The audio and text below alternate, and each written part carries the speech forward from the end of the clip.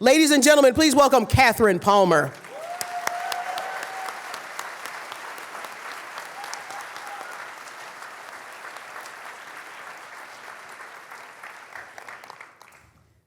Over the years, I've had a number of parenting theories in the hopes of achieving my parenting goals.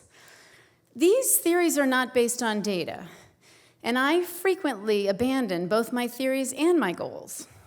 But the one goal I was dedicated to was that my two sons would grow up to be individuals who were comfortable and confident in new situations. My obsession with this goal is simple. I am rarely comfortable or confident in new situations.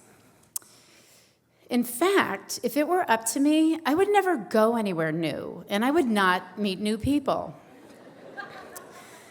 But as a college professor, it's rarely up to me, and I go new places, and I meet new people all the time.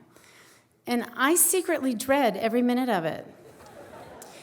I'm good at what I do, but I have to force myself to do these things. And my goal for my boys is that they would grow up to be people who welcomed new experiences and didn't secretly dread every minute of it. So the working theory was that I could create confident, new experience-seeking adults by modeling confident behavior, even though I wasn't actually confident myself. I had their entire childhoods to test this hypothesis. So I started by moving my family to China. When the boys were 5 and 8 years old, I figured if I could fake confidence traveling to and living in a foreign country that bore no resemblance to our life back in the States, I would have succeeded. So the key to faking confidence is planning, leaving nothing up to chance. So I plan, and I check my plans, and I recheck my plans until I drive everyone around me crazy. And I knew a move to China would require the highest level of planning I had ever attempted. So my two sons and my husband and I flew from Pittsburgh, Pennsylvania, to Beijing, and then on to Chengdu, China, where we would be living. And as I got off the plane, I immediately was aware that nothing was familiar. Not the sights, not the sounds, not the smells. So far, mission accomplished. So we settled into Chengdu, and I found I was very content to be picked up every morning by a driver, driven to my teaching assignment, and then delivered back to our apartment in the afternoon. I was very comfortable teaching. But when I would get back to the apartment, my boys were ready for a new adventure in their new city. And on the weekends, these adventures often included trips to the art market. Now, back in the States, I only shop for food because you have to shop for food. I don't shop for other things like gifts and clothes because that usually means going somewhere new and having to interact with new people. The beauty of grocery stores is the people who work there don't care what you buy, and they leave you alone. So I don't enjoy grocery shopping, but I am very, very good at it, if you judge success by time in the store. I've made my boys very efficient shoppers. We only go to one grocery store, and we know where everything is. I actually time myself when I grocery shop. It's as if I'm working towards some sort of qualifying trials for the grocery store Olympics. But it was clear that in China, we would be shopping for things other than food. And the art market became the place, our go-to place for doing this. And the first time we went to the art market, I quickly realized that very little English was spoken there, and our Mandarin is not what it should be. I was immediately overwhelmed by the bargaining that was going on and the vendors calling to us, trying to get us to buy all things Chinese. These are situations I dread, all the noise and commotion, and I alternate between wanting to scream to just make it all stop or wanting to run from the noise. These are not good options if you're trying to model confident behavior. So on that first visit to the art market, when I really thought I couldn't tolerate anymore, a man appeared out of nowhere. He was ageless, but clearly old, and his English was impeccable. And he quickly integrated himself into our shopping that day, giving us advice and helping us negotiate. He would become our shopping guide for our art market excursions, guiding our purchases and being reimbursed by the vendors. And just as he would appear out of nowhere when we arrived at the art market, he seemed to disappear the same way, giving my boys the sense that he was magical. I thought he was magical as well, because unwittingly, he'd become part of my plan. Not only did he make shopping tolerable, he made me look like a confident shopper in a foreign country. So it turned out while we were in China, my husband would have a birthday, and my husband was born in the year of the rooster. So what better, more culturally appropriate gift than a statue of a rooster to celebrate his birth year? So I waited for a day when he was busy so the boys and I could go on an art market shopping adventure. By now, I had a zone of comfort in Chengdu, to work and back with a driver, to the grocery store and back with a card that said very specifically in Mandarin where I was going, and to the art market because of our shopping guide. So as we left that morning, the boys did not realize that we were looking for a gift for their dad.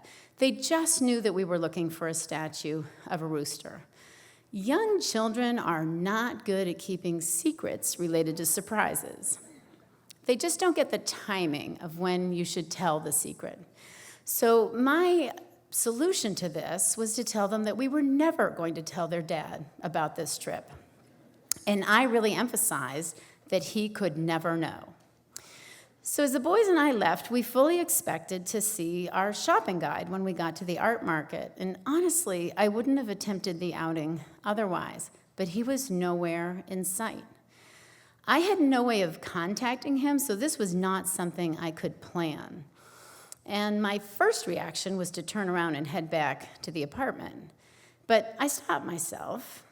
I could do this, and the boys were my motivation.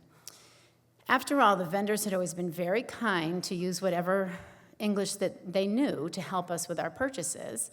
We were only looking for a statue of a rooster. How hard could that be? So the art market is outdoors, and it's organized in long rows of open-air stalls. I braced myself, and I approached a likely vendor. And I saw that he had a chart of all the animals of the Chinese years. And suddenly, I felt very confident.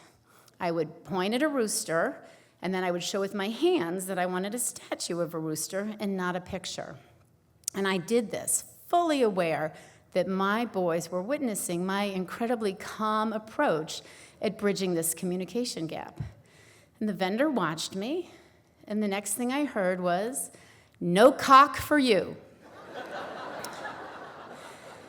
And then, without taking a breath, he yelled down the long row of stalls, "The white lady needs a cock. Who has a cock for her?"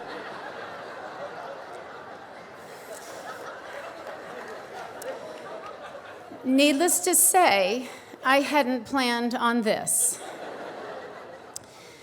And suddenly, I was surrounded by well-meaning men holding various sized statues of roosters, all calling to me, "I have a better cock, I have a cheaper cock." But the focus seems to be on the size of the cock that I want, with lots of calls of, "You want big cock or little cock?" I am now awake in my worst nightmare.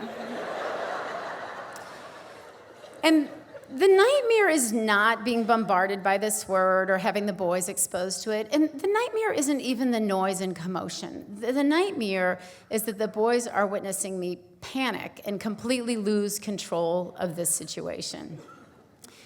I feel like I'm literally drowning and pulling them with me.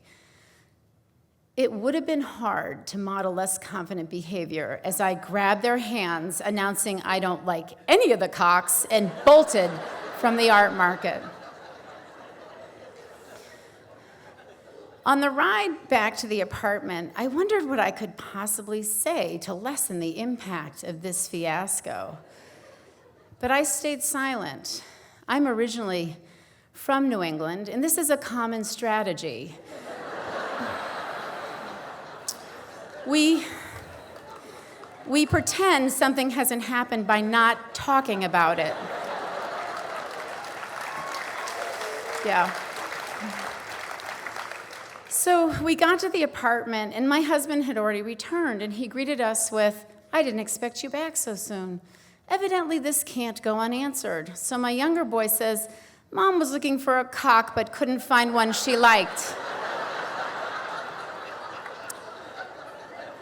Always a fan of new words, he's adopted this vocabulary.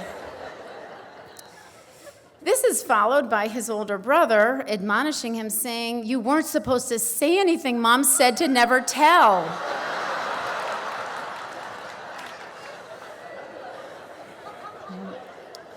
At this point, my husband and I are both laughing. I'm laughing because the trauma of this event has been lost on the boys. The only thing they've taken away is that I'm a discerning shopper and would not settle for the wrong item.